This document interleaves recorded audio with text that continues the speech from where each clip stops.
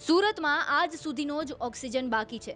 જો oxygen supply નહીં મળે તો શહેરની હોસ્પિટલમાં દાખલ દર્દીઓની હાલત કફોડી બનશે। ઓક્સિજન સપ્લાયની માંગ સાથે સુરતના ડોક્ટર્સ જિલ્લા કલેક્ટર પાસે પહોંચ્યા હતા, પણ કોઈ સંતોષકારક જવાબ નહોતો મળ્યો। कलेक्टर श्री से बात हुई, उसके हिसाब से थोड़ा सप्लाई कम होने जा रहा है सूरत को, तो ये हमारी बहुत बड़ी परेशानी है और हमने उग्र डिमांड किया है कि किसी भी तरह से ये सप्लाई रिस्टोर होकर के सूरत को बचा लो। तो सप्लाई कौन कम कर रहा है? गुजरात सरकार कर रही है कि और सरकार कोई कर रही है? सेंट्रल गवर्नमेंट के पास है ये सब। अच्छा, सेंट्रल गवर्नमेंट डिसाइड कर दिया कितना सप्लाई कहाँ मिलेगा। अच्छा, तो वो सप्लाई अगर नहीं मिला तो सूरत के जो मरीज हैं, जो अस्पतालों में उपचार चल रहा है, उनकी तबीयत खराब हो सकती है। अगर ऐसी हालत बनते तो फिर क्या होगा? सब पेशेंट को जान का जोखिम है, कुछ भी हो सकता है और सूरत ने कभी भी देखा नहीं ना ऐसे परिस्थिति का निर्माण हो सकता है। क्या यहाँ से संदेश मिला है? अगर मान लीजिए, तो अभी तो अगर मगर की बात चल रही कि अभी नहीं हुआ तो ऐसा होगा, तो कलेक्टर प्रशासन क्या कह रहा है कि यदि नहीं कोई व्यवस्था करेंगे, नहीं करेंगे? उन्होंने सब कलेक्टर श्री बहुत ही अच्छा प्रयत्न कर रहे हैं, उन्होंने आश्वासन भी दिया है, लेकिन कोई कंफर्मेशन अभी तक मिला नहीं है जो मिलना चाहिए। अस्पताल में ट्रीटमेंट करने के लिए जो ऑक्सीजन की जरूरत रहती है उसका कोई कंफर्मेशन अभी तक मिला नहीं है।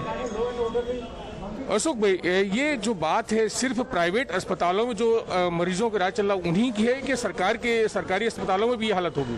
नहीं, दोनों बाजू में तकलीफ है। कल से सिविल हॉस्पिटल जो है स्मीमेर हॉस्पिटल है, जो बोटार belongs to semi government as well as the government hospital है, इस सिवाल प्राइवेट भी है। तो हर एक जगह पे ये तकलीफ इक्वल है, सरखे प्रमाण में ये हो रहा है। तकरीबन कितने मरीज हैं आपके सूरत की बात कर लें, प्राइवेटों में, सरकारी अस्पतालों में, जिनको असर हो सकता है अगर ऑक्सीजन सप्लाई नहीं होती है? टोटल 4000 पेशेंट है, 4000 पेशेंट्स आर ऑन ऑक्सीजन। उसमें से सीवियर क्रिटिकल ऑक्सीजन की नीड है, वेंटिलेटर पे है, बाकी के बाईपेप पे है, बाकी के ऑक्सीजन पे रहते हैं। सीरियस मरीज हैं जो उनकी गंभीर व्यवस्था है, उन्हीं को मतलब तकलीफ हो सकती है? ज़्यादा तकलीफ होगी उनको, हर एक का परसेंटेज हमको प्रपोर्शन कम करना पड़ेगा। 20% कट हुआ है, आज भी 20% कट हुआ है। तो वो 5 दिन ऐसा चलेगा तो 5 दिन के बाद सिचुएशन सीरियस हो जाएगी। ये प्रणव भाई हमारे एक हॉस्पिटल में, आप जरा पूछ सकते हैं। सर, अपना परिचय बता दीजिए। डॉक्टर प्रणव ठाकर हमारी मैत्रेय हॉस्पिटल सूरत में है और हम पिछले 2 सालों से, जब से कोविड पैंडेमिक आया तब से पेशेंट को ट्रीट कर रहे हैं। हमारे पास काफ़ी मरीज़ भी हैं जो सारे ऑक्सीजन पे और हाई एंड वेंटिलेटर पे हैं। हमारे अस्पताल में हमने बैकअप वगैरह सब क्रिएट करके रखा हुआ है। हमारे पास 2 ऑक्सीजन प्लांट्स भी हैं, पर फिर भी प्लांट के साथ साथ भी हमें ड्यूरा टैंक और जंबो सिलेंडर्स की रिक्वायरमेंट रहती है, हर अस्पताल को रहती है, बावजूद उसके कि उसके पास प्लांट हो, क्योंकि मरीज़ों का लोड ही इतना है। और जो आज का ये वेरिएंट है और ये सेकंड वेव जो जनरेट हुआ है, उसमें मरीजों की हालत भी बहुत तेज़ी से बिगड़ती है और उनको ऑक्सीजन और वेंटिलेटर की ज़रूरत ज़्यादा पड़ रही है। तो ऑक्सीजन का खपत भी ज़्यादा होता है और वो कंजप्शन लोकल लेवल पे पहुंच पाना असंभव है। अभी तक हम हमारे अस्पताल में से टैंकर्स और ये सब भरूच, नवसारी, अंकलेश्वर सब जगह भेज के हम भरवा रहे हैं, बट आज की परिस्थिति ऐसी हो गई है कि अभी भेजने के बावजूद भी ऑक्सीजन की अवेलेबिलिटी वहाँ नहीं है।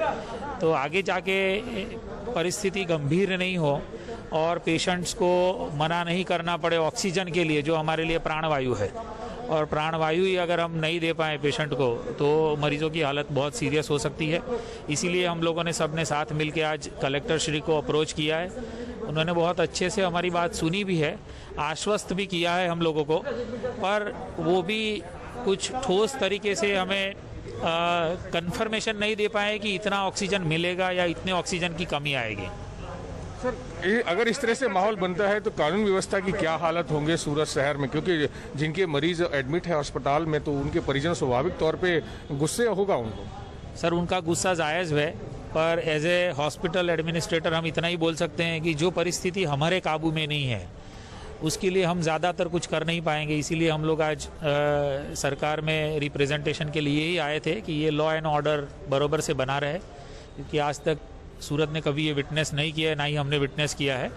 तो हमारा एक ही रिक्वेस्ट है कि सब रिलेटिव्स और पेशेंट्स को कि शांति बनाए रखें, धीरज नहीं गंवाएं, जितना हो सके हम लोग साथ मिलके ये क्राइसिस को कम ओवर करने का प्रयत्न कर रहे हैं। कलेक्टर ने आखिरी आश्वासन क्या दिया? केंद्र सरकार ने रोक लगा दी है? सर, सरकार का हमें पता नहीं है, केंद्र सरकार, गुजरात सरकार क्या है, हमें इतना पता है और कलेक्टर श्री ने इतना बताया है कि वो अपने लेवल से सब तरह से ट्राई कर रहे हैं, कुछ भी करके सूरत का सप्लाई रिस्टोर हो, and he is quite hopeful कि कुछ न कुछ इसमें निराकरण आ जाएगा। ઓક્સિજન સપ્લાય બાબતે ભાજપના ધારાસભ્ય હર્ષ સંઘવી પણ ડોક્ટરની સાથે હાજર રહ્યા હતા. તેમણે શું કહ્યું તે પણ સાંભળો. अभी किसी भी हॉस्पिटल में अभी तक कहीं पे ऑक्सीजन की कमी नहीं हुई है, लेकिन आज शाम से हो सकता है क्योंकि ऑक्सीजन कंपनीज जो है, जैसे लिंडे करके एक प्राइवेट कंपनी है जो महाराष्ट्र भिलाई से यहाँ पे सूरत की सबसे बड़ी जो अस्पताल है, किरण अस्पताल, महावीर अस्पताल, मिशन अस्पताल और विनस, ये सब जगह पे लिंडे कंपनी करके इनको ऑक्सीजन सप्लाई दे रही थी। लेकिन कल ये प्राइवेट कंपनी ने अचानक से ये सभी अस्पतालों को कहा है कि हम लोग ऑक्सीजन की जो मात्रा है वो मात्रा कम करेंगे और आपको कुछ ऑक्सीजन सप्लाई जो है उसमें कट ऑफ होके ऑक्सीजन सप्लाई मिलेगा। तो सरकार की ओर से जो व्यवस्था कैसे हो सकती है, किस प्रकार से ऑक्सीजन भेजा जा सकता है, उसके लिए सभी प्राइवेट अस्पताल के साथ मिलके कलेक्टर के साथ बैठक की है और प्रयास है कलेक्टर श्री का कि सबको ऑक्सीजन पूरी मात्रा में मिले और अगर कंपनी से अगर वो ऑक्सीजन नहीं मिल पाए तो किस प्रकार से पेशेंट को ट्रांसफ़र किया जाए जो जहाँ पे ऑक्सीजन के प्लांट्स हो, जैसे कि तात्कालिक धोरण पे आर्सेनल मित्तल जो कंपनी है वो कंपनी के जो गैस बेस्ड ऑक्सीजन प्लांट्स है, लेकिन वो सप्लाई, वो जो टेक्नोलॉजी है वो ऑक्सीजन सप्लाई नहीं कर सकते। तो सरकार श्री के द्वारा तात्कालिक वहाँ पे अस्पताल बनाना चालू हो गया है और मैं मान रहा हूँ कि कल तक 250 बेड्स फुल ऑक्सीजन के साथ वहाँ तैयार हो जाएंगे। तो ये अस्पताल के पेशेंट्स को वहाँ पे शिफ्ट करने के लिए वो व्यवस्था भी खड़ी की जा रही है। जी आप देख सकते हो कि इसी कारण कल रात को 3 बजे तक यही कलेक्टर ऑफिस में बैठक चल रही थी। आज सुबह भी सभी अस्पतालों के साथ हम लोग मिलके यही प्रयास है कि ऑक्सीजन का मात्रा और ऑक्सीजन का सप्लाई सबको मिल जाए और उसके लिए जो कोई व्यवस्था की जा रही है और जो कोई प्रयास है वो हमारी ओर से और सरकार की ओर से हो रहे हैं। महाराष्ट्र की गैस एजेंसी ने मना किया है जहाँ से सप्लाई होती थी, क्या लगता है इसके पीछे कोई लॉजिक कारण है या कोई राजनीति का? नहीं, मैं ये समय पे कोई राजनीति है, ये राजनीति हो सकती नहीं है भाई साहब। एक दूसरे का जीवन बचाने के लिए सब लोग साथ में मिलकर काम करेंगे और राजनीति जैसी इसमें कोई बात नहीं है। महाराष्ट्र का काम कर रहा है, गुजरात का काम कर रहा है, सब साथ में मिलकर करेंगे। સુરતથી સંજય સિંહ રાઠોડનો અહેવાલ ગુજરાત તક।